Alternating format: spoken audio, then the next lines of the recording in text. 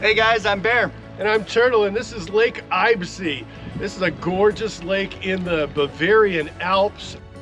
The Bavarian Alps were absolutely beautiful. We were there last year, and that lake is probably the prettiest lake that I've seen in the Alps, besides Lake Bled maybe, and we'll get to that here in a month or so. But beautiful, beautiful place. The reflection was awesome.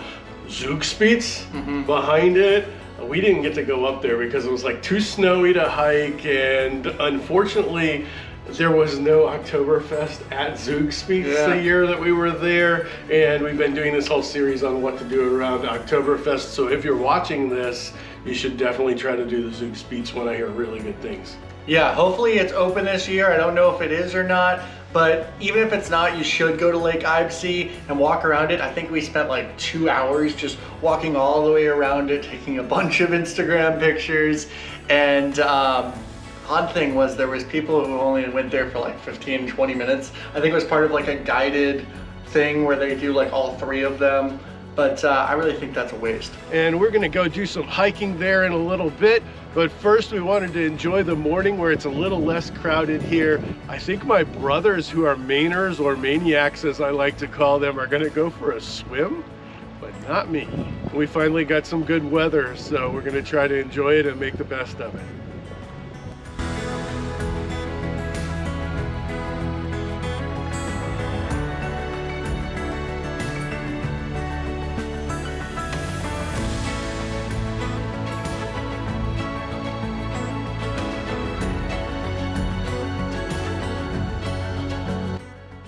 If you get here early enough, you won't have to pay the 18 euros to park up by the hotel for the first 4 hours.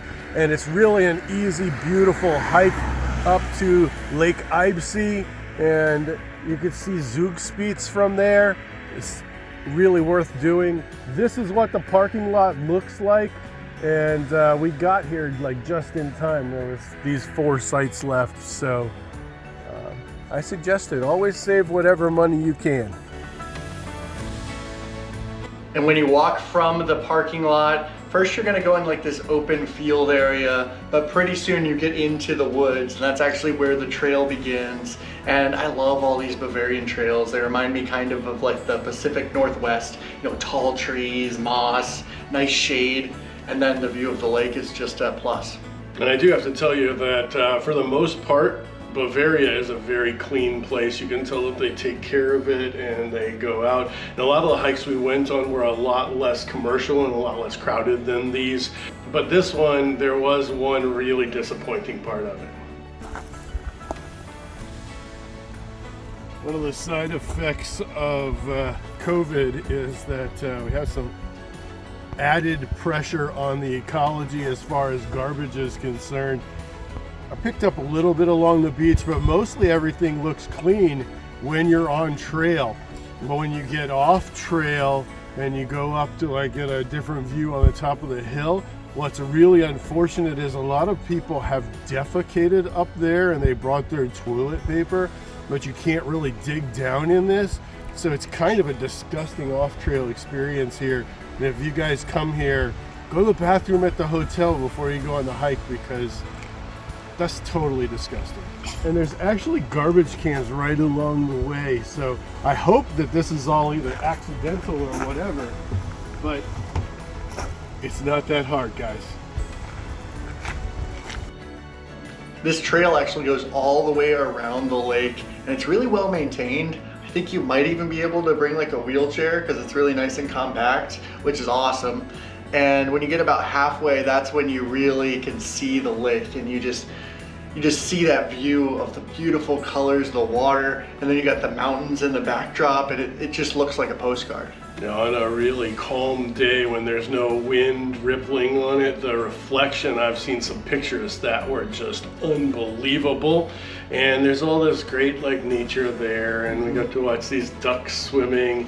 And it wasn't just the ducks swimming, it was actually my Mainer brothers. And so they jumped in, swam around for a little longer than I would have been willing to swim around. But really when they were getting out, even they were cold because the breeze that was causing those ripples was blowing at about 45 degrees, and then the wind chill down really cold for a Floridian, I can tell you that. What really makes Lake Eibsee so special are those mountains. And usually when people go to Lake Eibsee, they'll go up to the mountains, and there's two main peaks. There's Alpspitze and there's Zugspitze, and there's cable cars that take you to either. And we were supposed to do Alpspitze, and I looked at like the normal temperatures, and it was supposed to be just slightly over freezing. But it's late September there, and it's very unpredictable.